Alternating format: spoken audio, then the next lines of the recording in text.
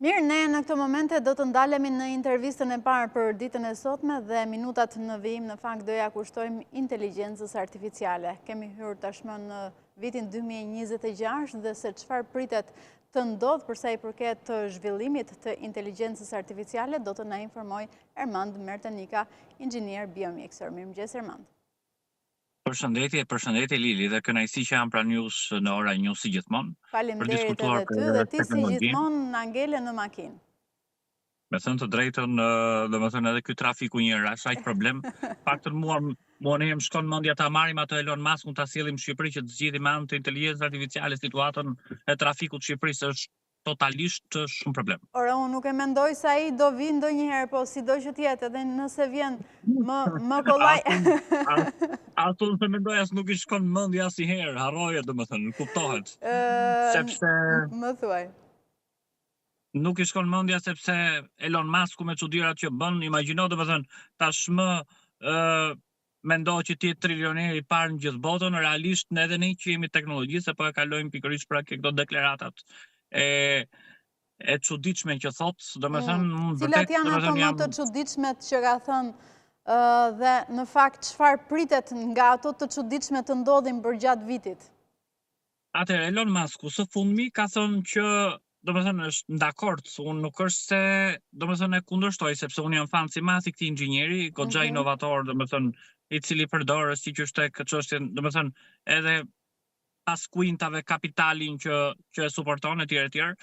Por që Elon Musku domethënë atë që thotë e bën.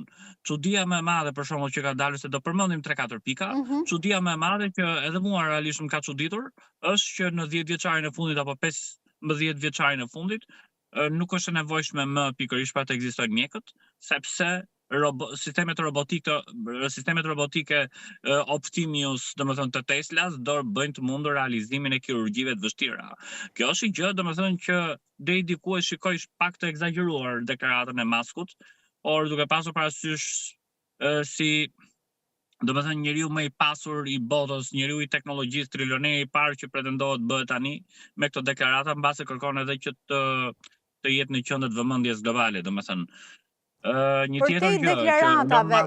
te deklarantave dhe për te ndoshta propagandës që mund të bëhet në këtë lloj drejtimi. Ti vetë, si inxhinier, si e shikon, sa e mundur është dhe unë në fakt titullin e kësaj interviste, të paktën për këtë pjesë, e kam vendosur a do ja besoni shëndetin ChatGPT-s?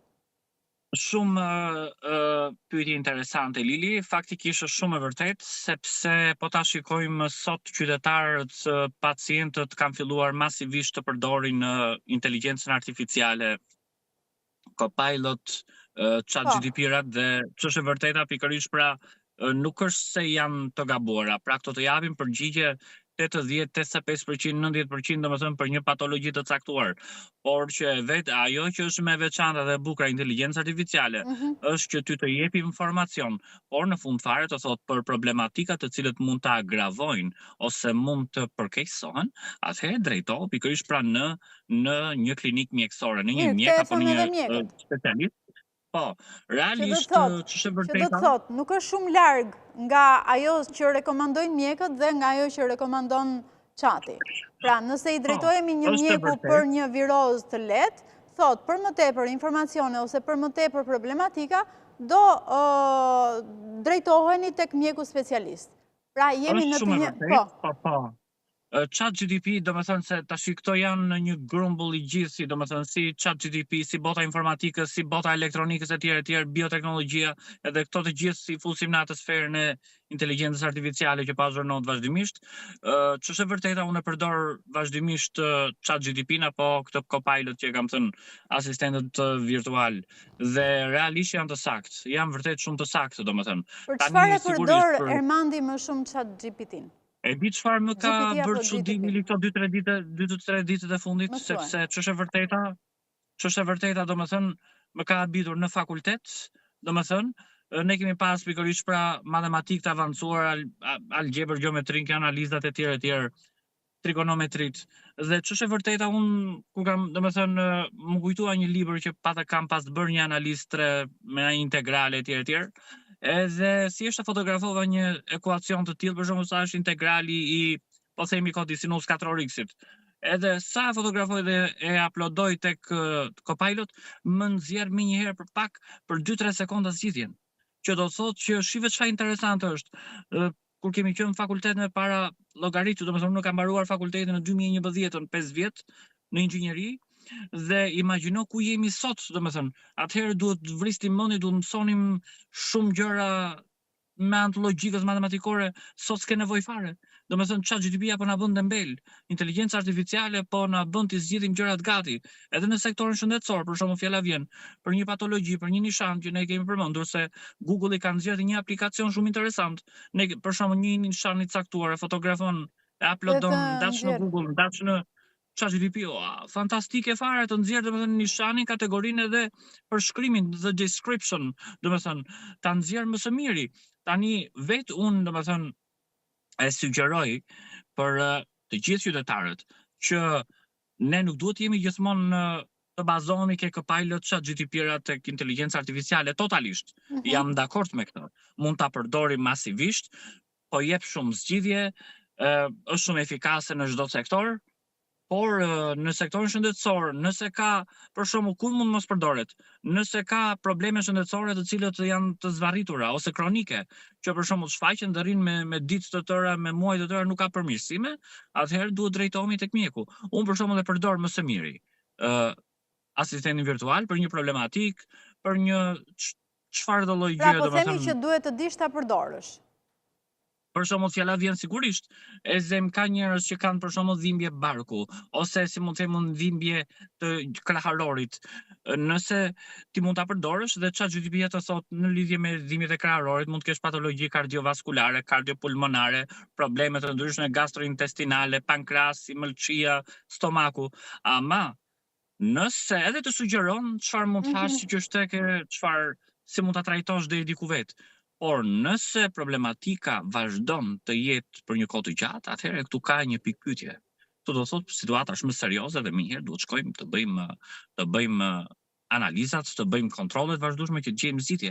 Se ChatGPT aty të jep zgjidhjen, por nëse ti e zvarrit problemin, atëherë është kosto e madhe mbi shpinën dhe kosto monetare, sepse sa më vështirë të jetë problematikë mjekësore. Në këtë pikë i bie që edhe mjekët të jenë drejt atij profesioni që ndoshta nuk do jetë më i ndjekuri. ChatGPT, më fal, inteligjenca artificiale Lili realisht na ka vënë rrezik të gjithëve, sepse po ta shikojmë shumë vende pune po krijohen, shumë vende pune po zëvendësohen nga inteligjenca artificiale. Shpesh ne përdorim tashmë ChatGPT është bërë si universal. Nuk po them ChatGPT, po Google Assistant, domethënë ose Copilot, këto AI Assistant, inteligjencë artificiale. Këto janë bërë shumë çuditshëm. Janë bërë domethënë për një problematik psikologjike, për shembull psikoneurotike, pyet të jep zgjidhje. Për një situatë për shembull profesionale ose për të përmirësuar, madje këto kanë duket sikur të japi dhe me emocion. Unë kam përmendur pak a shumë tek aplikacioni që kam instaluar, e kam pyetur dhe në voice. Domethënë duket fiks sikur e ke shokun më të ngushtë digital. Sot s'ka më shok, sot s'ka më shoqe, është bërë shoku më i ngushtë inteligjenca artificiale. Unë e pyes dhe në voice, domethënë në English, si do jetë koha për shembull sot, ose çfarë më sugjeron për të ngrënë, ose si mund të zgjidh këtë problem, ajo takson tak në English, perfekt, domethënë. Duket fiks sikur e ke shokun tënd asistent profesional, domethënë profesorin digital, asistentin digital, sikur e ke në xhep. Për çdo gjë, për një paqartësi, pam, e pyet, s'ke nevojë të pyesësh, marrësh informacione nga çdo gjë.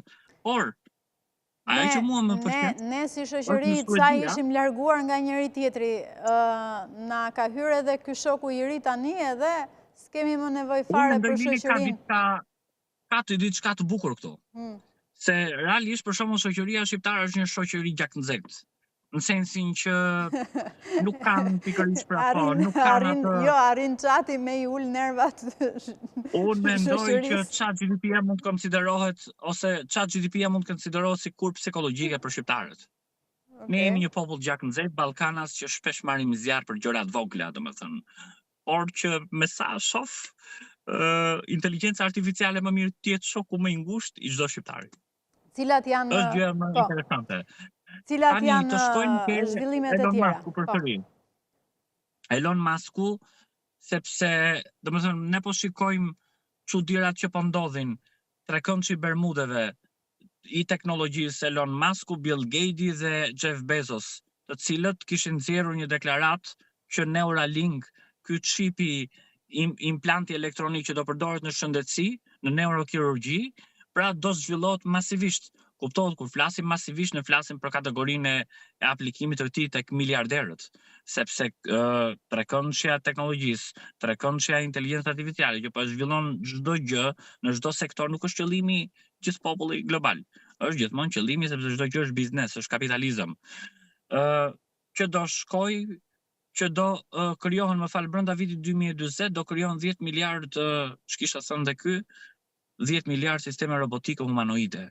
Domethënë që çdo njeri më nuk do ketë nevojë të punojë, e kisha thënë Masku përsëri, që vetë feedbacku, përfitimet do vinë nga inteligjenca artificiale, njeriu thjesht do përdor, domethënë do e përdori si një instrument të vetin, pra inteligjenca artificiale për punët e veta, këtu jam dakord me këtë. I gjë që mua unë pëlqej dhe jam shumë pro e turizmit kozmik, që kemi përmendur pak a shumë më përpara, që të krijojnë posibilitetet dhe mundësitë që miliarderët përsëri do t'i çojnë për një tur jashtëplanetar që të shikojnë planetin blu, sepse ai është qëllimi i tyre. Fillon me miliarderët e pastaj zbret deri ndoshta tek shtresat më Po, është diçka, domethënë, teksa kalojnë disa vite. Qëllimi përse një pyetje për shkakun që dua të shtroj unë vetë e zem, pyetje retorike, përse gjithë ky zhvillim masiv i inteligjencës artificiale dhe i teknologjisë? Kuptohet që ato po e bëjnë për qëllimet e veta. Madje unë po shikoja një artikull shumë interesant për pak trajtime mjekësore që vetëm the billionaires can do. Domethënë miliarderët që kanë mundësi që ta bëjnë. Domethënë, pra gjithë ky zhvillim që bëhet ka një target caktuar. Jo, hajtë se unë kam dëshirë tani të krijoj çipin që të vendoset ke një pacient që ka një paralizë cerebrale apo të strurit edhe po bëj nder, ose po e bëj, domethënë po e bëj për bamirësi. Çdo gjë është biznes. Teknologjia dhe inteligjenca artificiale fokusin e kanë kapitalizmi. Ku shikojmë në gjëja e parë dhe më elementare, po sfumohet koncepti njeri. Sot ato po mendojnë që zëvendësojnë njerëzit me robotët. Ai Jeff Bezos i famshëm në Amazon, kishte nxjerrur një tjetër, që kishte thonë një pjesë shumë e madhe punojësve do pushon nga puna sepse punën do ta bëjnë robotët humanoid. Pra kupton çfarë qëllimi po çfarë po ndos. Jam pro në botë zhvillimi i teknologjisë pa arrin maksimumin, më pëlqen diçka tek Suedia. Një vend potencial, mund të themi potenciali më i madh në Europë për zhvillimin e teknologjisë, që në shkolla, pra në kurrikula e tjerë, nuk po bën të mundur filtrimin e AI-s, që do thotë rikthimi i librave. Njerëzit kanë nevojë të lexojnë. Njerëzit kanë nevojë që ta përdorin sa më pak inteligjencën artificiale. Po, ne po shkojmë drejt një rrugë tjetër, ne po shkojmë drejt rrugës së digitalizimit. Shumë bukur. Po tani mbaj një qëndrim, tani Suedin apo Shqipërinë? Shiko, inteligjenca artificiale është bërë shokun, domethënë binjakun digital. Unë faktikisht gjithmonë jam pro një balance. Në Shqipëri ka shumë të rinj të pasionuar mbas teknologjisë, siç është tek me startup-e, por nuk mund të krahasojmë deri diku prapë Shqipërinë me Suedin, se Suedia është tjetër nivel. Ka teknologji shumë të lartë aplikuar, kanë kirurgji me robot, që realisht nëse kemi, por që Shqipëria deri diku po ecën mirë prapë. E qartë. Tjetër zhvillim që na vjen nga Ajo që mua, një tjetër zhvillim që unë faktikisht po mendoj pak në lidhje me këtë, ishte që përsëri du të kthejmë domethënë tek Elon Musku apo dhe të tjerë, të cilët madje kishin krijuar një koncept që do zhvillohej masivisht prodhimi i organeve 3D. Që do thotë pikërisht për manë të teknologjisë të prodhohen organe 3D, për shembull po themi një veshk 3D për të bërë të mundur transplantimin. Edhe kjo ishte një gjë që mua më çuditi në fakt, po mund të jetë konkrete. Si mendon ti, Erman, që do përshtatet Shqipëria me zhvillimin e inteligjencës? Shiko, faktikisht tashmë gjenerata e re Lili është gjeneratë shumë e avancuar. Që do thotë pikërisht pra nuk mund të krahasojmë fëmijërinë tonë bashkërisht me fëmijërinë Po. e tanishme. Sot unë i shikoj fëmijët shumë të vegjël që janë bërë mjeshtra teknologjisë, domethënë me tabletët, me telefonat, me laptopët, që ne se kishim idenë. Unë kur kam qenë për shembull në gjimnaz në vitet 2000, domethënë diçka e tillë, ne s'kishim as telefona. Jo më, domethënë, jo më që të shikojmë këtë brez që 2 vjeç, 3 vjeç me smartphone-et, me TikTok-et, me Instagram-et, pra është një brez një dimensioni tjetër. Pra mendoj që Shqipëria, domethënë, Shqipëria, në sensin që ky brez që po jeton tashmë brezi në Shqipëri, po përshtatet më së miri me teknologjinë. Pra ne që jemi inxhinier të vjetër që po dalim, më thoj za gradualisht në pension. Sepse kështu e konsiderojmë, ne kemi mbaruar punë. Të rinjt sot janë shumë është një botë tjetër, janë shumë të apasionuar, shumë talentuar. Pra e ndjen veten në rrezik. Patjetër, unë e kam thënë. Edhe ti si një profesion që je drejt këtij zhvillimi. Inteligjenca artificiale, unë jam në risk të ndasparë nga inteligjenca artificiale. Patjetër që mund ketë një Ermanda ai, nëse mund të zëvendësoj që të merret me aparatura, trajnoj mjekët e tjerë, unë ndjehemi rrezikuar, jam i pari. Domethënë inxhinierët. Kurse të vështirë për të zëvendësuar, unë shikoj moderatorët, botën e medias dhe gjithashtu psikologët. Që kemi mirë. Që do të thotë, për shembull, një moderator i talentuar, një gazetar i talentuar, është ai që jep një lajm me emocion dhe ndjenja duke e kapur në kurth audiencën që të transmetoj një emocion. Kurse inteligjenca artificiale nuk mund ta bëjë këtë. Në psikologji nuk mund të zëvendësohet një psikolog me një psikolog digital. Domethënë është shumë e vështirë sepse një ChatGPT nuk mund të hyjë në mendimet, në ndjenjat e pacientit që ka problematika psikologjike apo psikoneurotike që nxjerrë argumenta. Profesioni i inxhinierit është vështirë. Profesioni i mjekut. Megjithatë, tek mjekët prap kanë filluar, inteligjenca artificiale ka filluar të hedhë disa, ose se mund të themi, është bërë shumë pikante me disa gjëra duke i vënë riskat e këta. Ka hedhur grepat e parë, themi ne. Ermando, unë të falenderoj shumë. Për mua Lili ishte kënaqësi shumë e madhe që u zgjuam me informata dhe teknologji dhe në ora 1 sigurisht dhe i sugjerojmë të gjithë shqiptarëve tashmë që të fillojnë të përqendrohen vetëm tek teknologjia, sepse teknologjia po e çon botën përpara dhe ne vazhdimisht do jemi pjesë e kësaj. Dhe ta përdorin mirë dhe pa abuzime. Patjetër, kryesisht edhe prindërit një mesazh sensibilizuar të fundit që unë e kam thënë, ke prindërit të dinë të menaxhojnë, të dinë të menaxhojnë inteligjencën artificiale ke fëmijët, telefonat ke fëmijët duke i rrethikuar, sepse ndikojnë psikologjikisht pikërisht në mendjen e fëmisë. Faleminderit Ermand. Kënaqësi. Ditë mbar.